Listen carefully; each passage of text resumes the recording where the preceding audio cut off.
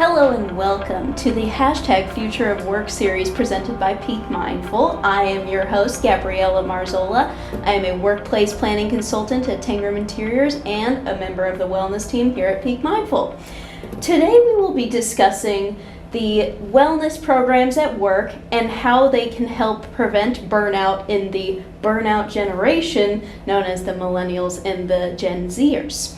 I am joined today by Ash Kumra here, national radio host and co-founder of Peak Mindful. How are you doing today, Ash? I'm really happy to be here. I love this topic. It's going to be fun. It's going to be a good one. So, I'm really excited to talk to you today because I know you have your hand in a lot of cookie jars, if you will. So you talk to people from all different industries in your career coaching, and I wanted to get your opinion on basically wellness at work and how you help people to incorporate it into daily life. So one thing that I love about wellness is that there's no one answer. And I think it's interesting you brought up this, the millennial generation and Gen Z audiences, because one thing I've noticed, and this is like a positive stereotype, is that those audiences that I've found are really into customization. There's no one specific solution. Absolutely, yeah. That's and true. you as a millennial, I'm sure, can relate to that, right? Yeah, we love making it our own. Okay, so that's what I love about wellness. And the reason why I've had good success with this and why we at Peak Mindful are doing this initiative is because we don't provide just one solution. So for instance, some people need to learn how to meditate. Some people already meditate, but they are too flustered before sales meetings, so we can say do visualization.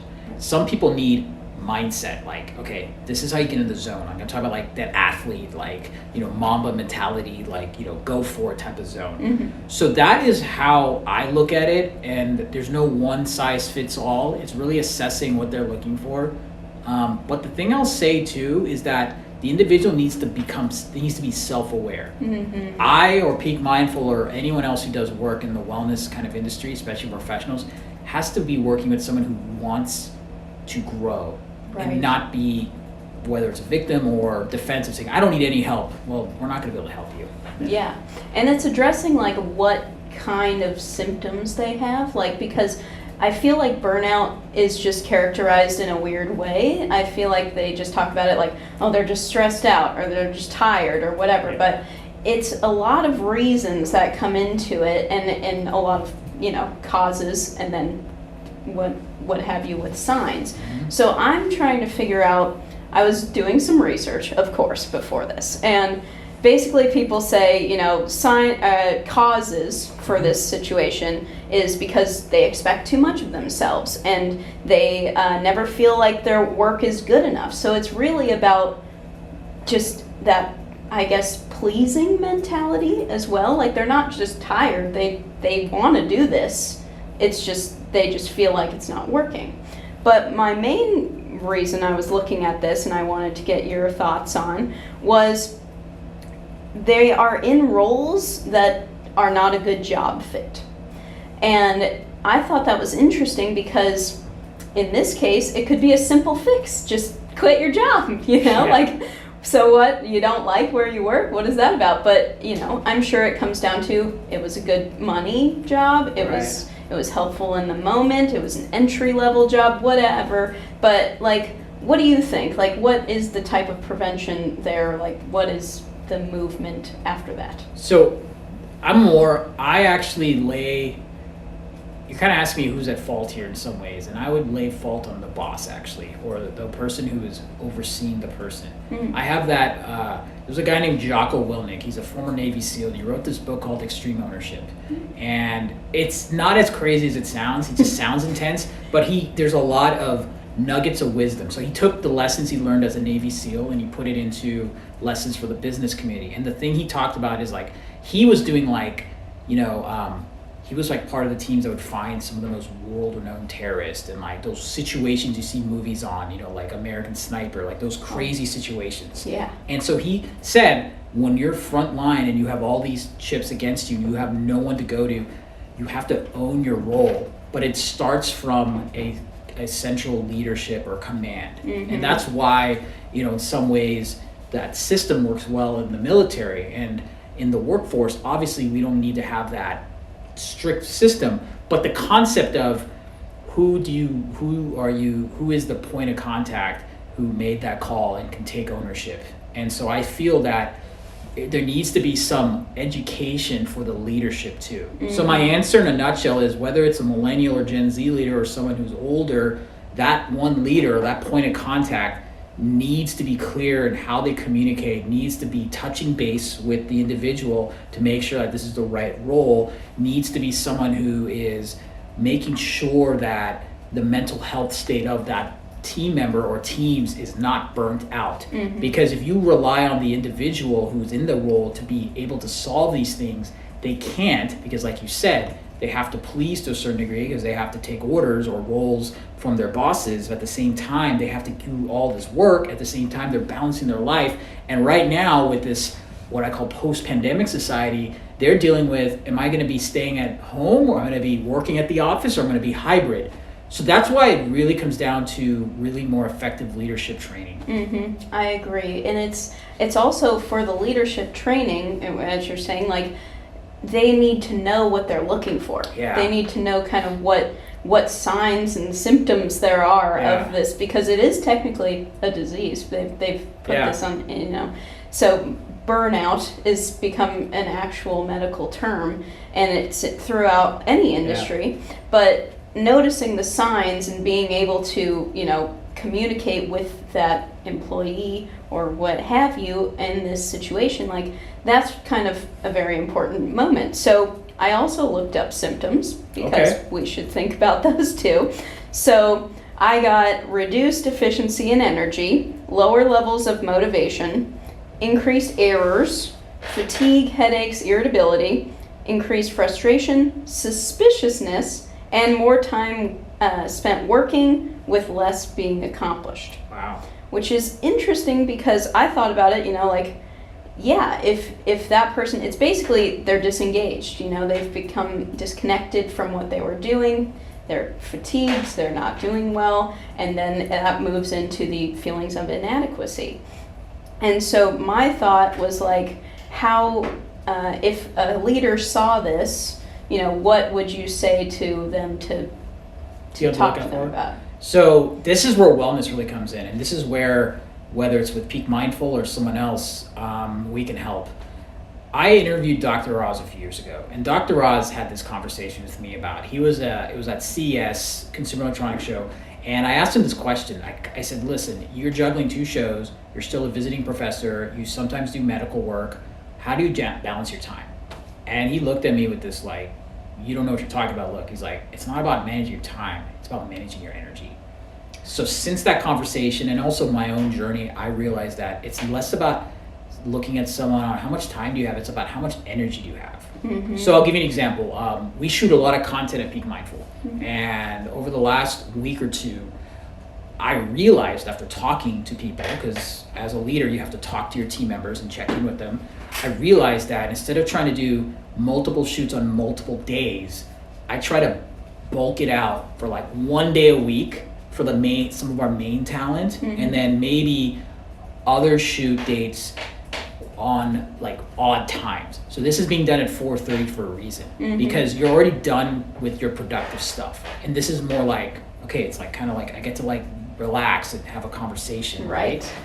Versus having you do this on like 8 a.m. on Monday, saying, hey, like I do Monday first thing, but you're like recovering from the weekend, you need to check in on all your work regardless of what you're doing. That's an example of knowing someone's energy. Also, one thing I've learned from this post-pandemic time is that learn to embrace systems. So we, as an example, are like one sheet for all the main people to look at. So every day you come in, whether you're in the office or whether you're at home or whether you're on vacation, and you're limited on time, as you said, you now know kind of what's going on. Right. So these systems are all about how do you make someone's energy optimal so that you can be more efficient. I don't believe in working hard, I believe in working smart. So that's a way of working smart, is by looking at ways of managing energy. And you asked me earlier about, the wellness techniques. This is where you apply different techniques. So if I'm dealing with someone and they're saying, hey, like my team is like burnt out,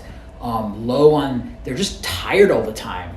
I'd be like, do you implement like 15-minute, like, like some type of hit? Or do you incorporate a quick break where people can just do some breath work? Or would you like to learn how you could do chair yoga? Like, there's all these concepts that, you can implement. Because the goal with wellness, one of the goals at least, it's not about making someone feel zen. It's about making someone, be happy with the state they're in so that they can be the best version at that moment. Because if the person is the best version, they feel happy, which means the work will be better, then the service will be better if it's a service, and they will be a better energy with other people. Again, that's where energy management comes in. So it's like a true win-win for both the team member, the leadership, and for customers. Right. That is huge. And if you're going to be communicating with those people, like one little thing could stress them out. If they built up these, this wellness practice and they incorporate it into their daily, and that's key. Everything. Daily is key. So I'm a big believer in doing 10 to 20 minutes a day of wellness versus doing like a 2-hour sprint on like a Saturday. That's true. Yeah, like it's just little pieces, and it's very easily done. And even if it's like morning, you get it done in the morning, and then you go out through your day, and then maybe something happens and you need to do something just a little bit. Like what is your techniques on, like if I was going into a big sales meeting before, and I was very nervous, there's a lot riding on this deal. What would be the plan there? So this advice applies to also personal life. Let's say you have to have that hard conversation, like a social situation, like a breakup or something. So this advice applies to that too. Oh yeah. Visualization. So close your mind and literally visualize the whole situation. Visualize what you're going to say, what they're going to say. But here's where it gets tough.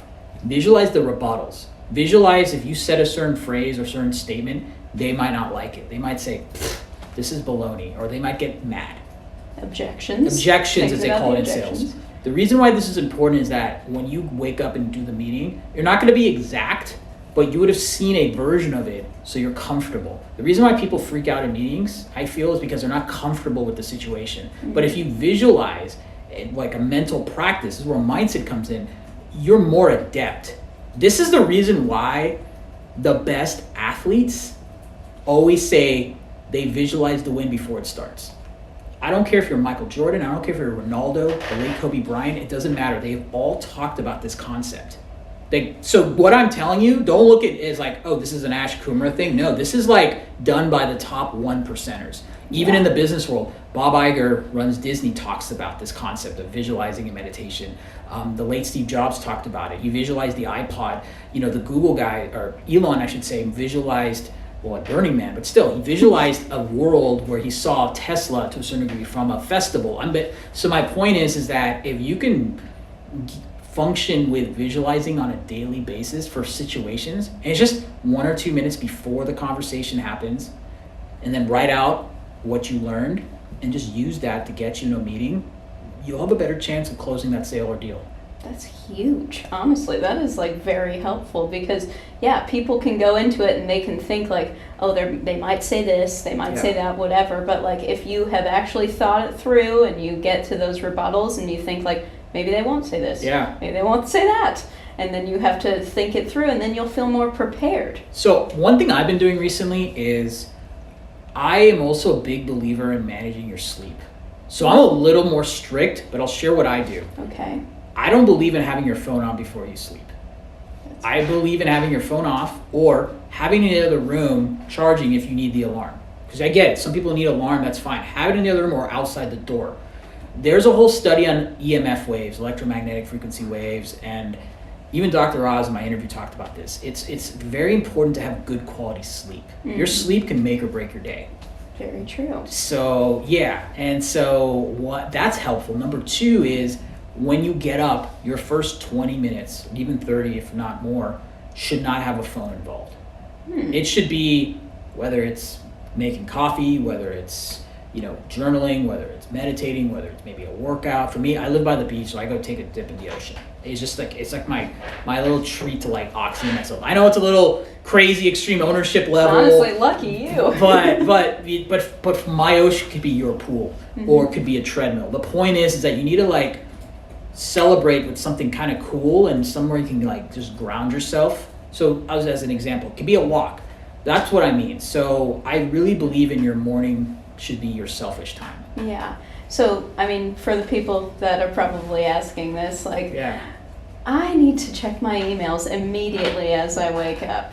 You know, like, what do you just say, like, no, you don't? No, you don't. You need to tell your leadership that. If your Yeah. leadership's on your case about it, you need to say, look, this is your answer. It's actually a very win-win answer. It's like, listen, so-and-so, if you have the situation where I'm that needed on demand, I'm not going to give the best output.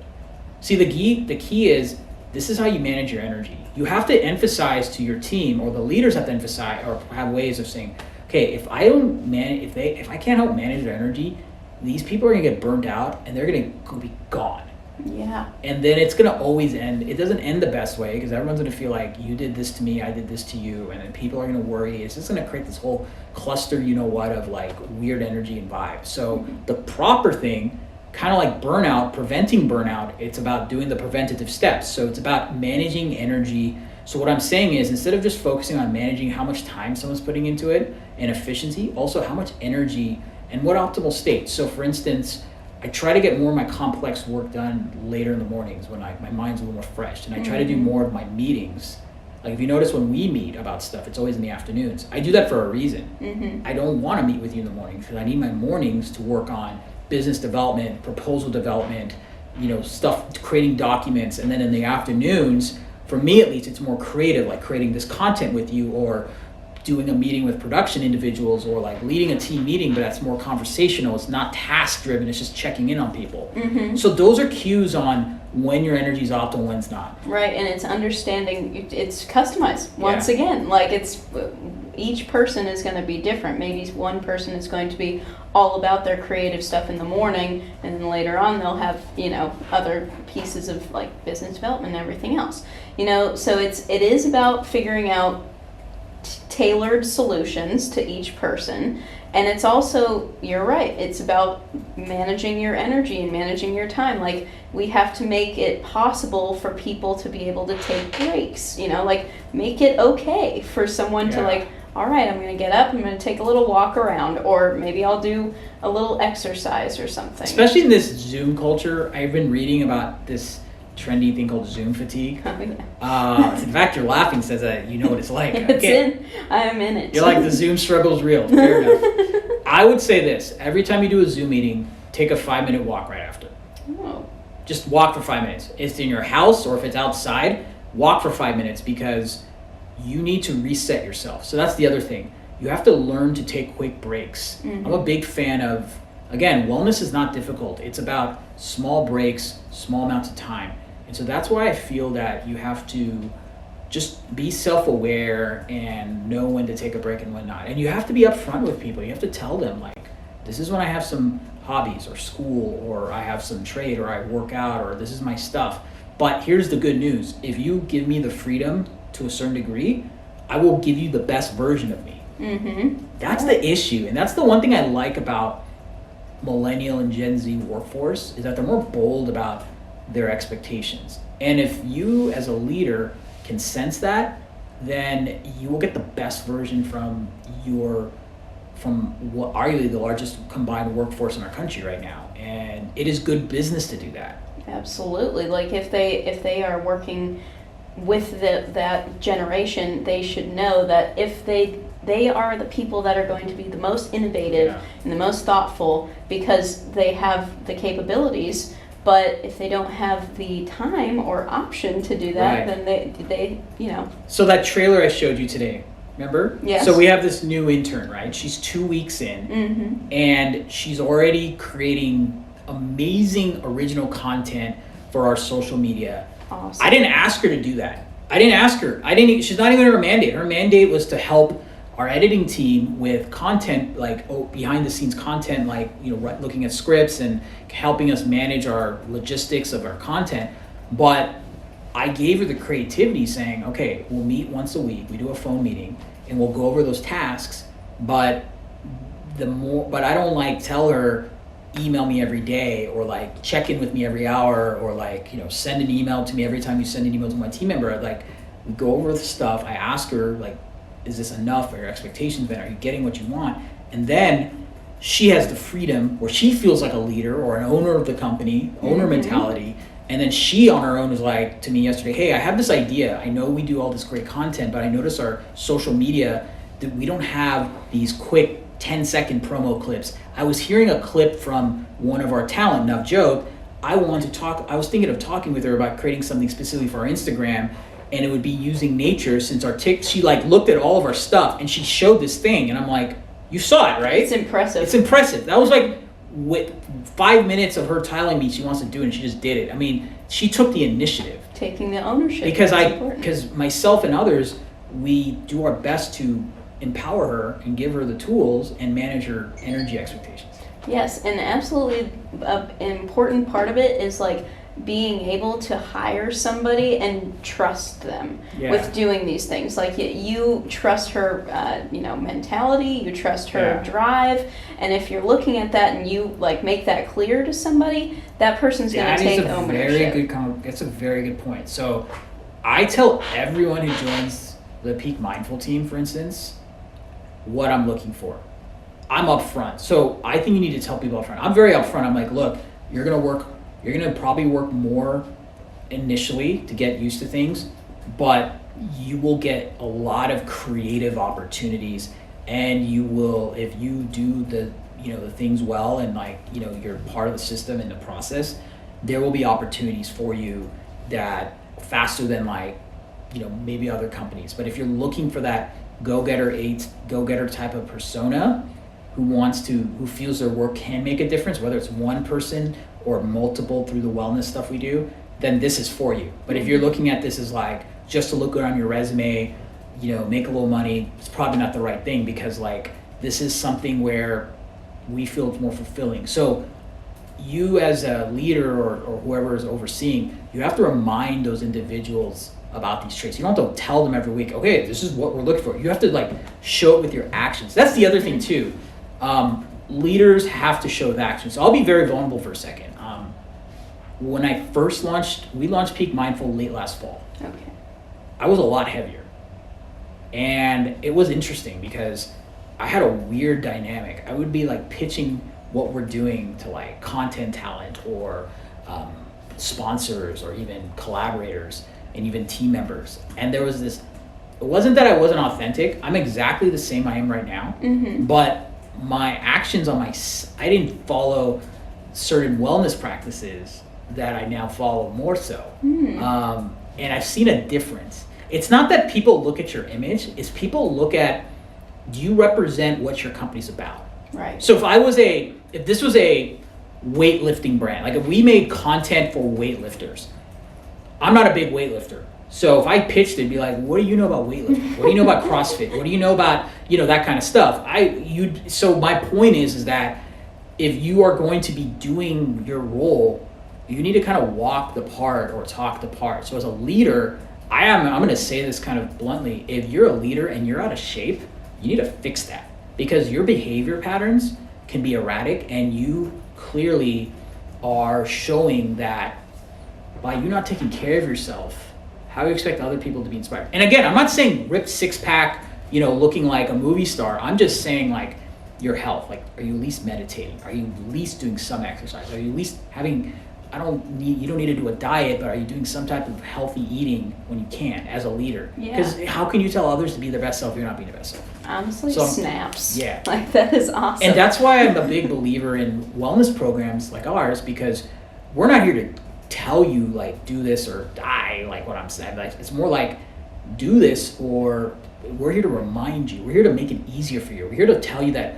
wellness is really simple. It's simple. Everything I've told you is 10-minute stuff. The visualizing, the mindset, managing your energy. It's just about being present and taking care of yourself in small increments, which is why we call that mindful microdose, our moniker with our content and our podcast, because I feel like people complicate wellness. I feel like people make it too abstract or woo-woo. Yeah, it's all up here. Yeah, it's not. It's more than that. So, but along those lines, leaders need to show initiative in themselves. Mm-hmm. And then I was going to go back to your point of people that are growth mindset. You know, like they care and they want to get better. It's not for people that are just like, I'm happy being stagnant. You know, like you want to be able to like grow and move forward with your life and get better. And that's like the key here. But I wanted to talk about like inside of an organization, and you have a team that is maybe not performing as well, and you notice like they're very burnt out and from symptoms that we've talked about. But how, if all of those people are not prepared to get better, what would you say? Reset. Get everyone in a room and do something like kind of a shock, like, okay, we're gonna have you all do breath work, or we're all gonna have you do some like push-ups and like, or jumping jacks. But that's the physical, mental side. The text, the verbal is, you gotta be tough love. You gotta be like, so I've said this to you before, the reason why we do what we do is because if we don't help fix the situation in the millennial Gen Z workforce, it's gonna get worse. So I'm what you call a positive, realistic person. I'm very positive. I try to find the good in situations. I don't believe, to a certain degree, and I'm human, so this happens, I try not to believe in the word I failed. I try to believe in how can I learn and grow. But at the same time, I'm real. If the ship is sinking or if the culture is eroding, you have to let them know, if you don't fix this, you're all going to be gone. Not me. You all are going to not have a job, or you all are going to just deteriorate, and fix it. Why not? If you don't do this, why not? And that is why if I pitch what we do to like an HR individual or a leadership, I'm like, this is no longer about an optional, hey, like you have to consider this. This is real. If you don't fix the mental wellness of especially the millennial and Gen Z workforces, your company, doesn't matter how innovative you are, doesn't matter how much you pay them, doesn't matter what work balance hacks you give them, you're going to get the worst output. So why not invest in this? This is an ROI increase. Right. I mean, studies have shown that wellness programs can increase your bottom line. So look at it like that. And if you don't, your company is not going to be the same company a year from now. And I got news for you, it's likely not going to be in the positive light. Right. You have to be that direct. You got to be more tough love. And I don't want to come off like that initially, but if they like respond back, this isn't like a car bargain where like, okay, maybe you need a car, maybe you don't. Oh, maybe I should get a Tesla, maybe I should get a Mercedes.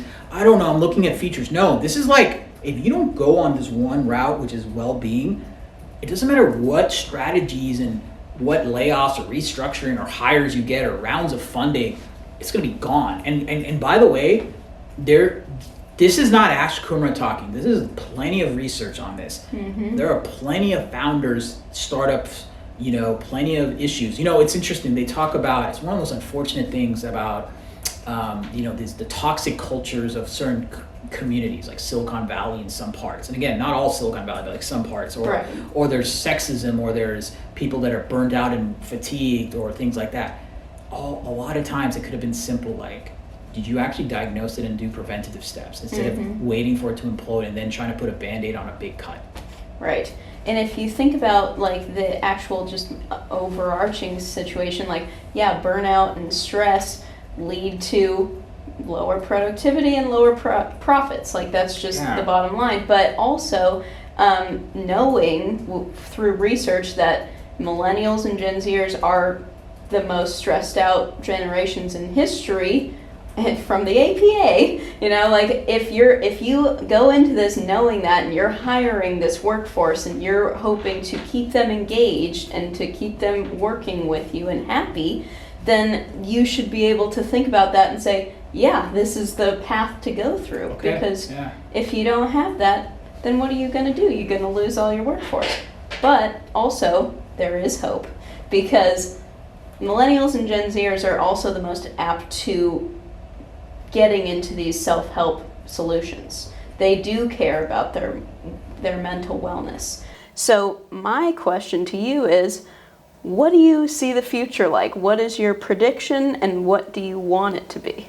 So again, I'm a positive realist, as I said. So I'm very positive, truthfully. I love the millennial Gen Z workplace because I feel like they have seen the burnouts and situations that have happened in older generations. I think they've learned. Mm-hmm. So I feel that they're more self-aware. So I'm actually very hopeful on the millennial Gen Z workforce itself. Mm-hmm. That said, if leaders or people who run large teams or teams of anyone that has this demographic, they need to be self-aware of the fact that this group is smarter than you think. Now, obviously, I'm not saying that millennial Gen Zs are going to do every role in the world. No, obviously, there's a certain thing to say about experience and how many years you put in, and learning how to do things on an operational level. By far, often the older generations will help give guidance. But I think that if you want to better understand how millennial Gen Zs work, don't lecture and be a teacher, top-down model. Be more of a collaborator. Mm-hmm. Be more of understand these differences. Also, I have to implore this: if you do not implement any type of well-being, wellness program of any sort in your company culture, there is a good chance that the burnout will happen. Mm-hmm. So that's where the realism calls. So pending you do that, and pending you understand the nuances of this dynamic and creative and versatile group, and know that they might prefer more digital or less coming into an office, more of online, offline collaboration or whatnot, you're gonna have a good time. But if you are stuck in your certain way, then by no means I can say that you guys are gonna have a good culture. Like, chances are gonna be low. Chances are low, but there is hope. There is hope. That's why we're here. I like it. I like this. I think you've said it all. And I think that we've given a lot of good insight to this, and I hope that people understand that they can come to us with any questions. We're happy to help. We're happy to send information and research pieces, and just here as a resource. Yeah. And it's going to be good. I think those are the things that people need to know. Sounds good. Thank you, Ash. Thank you. Happy to be here.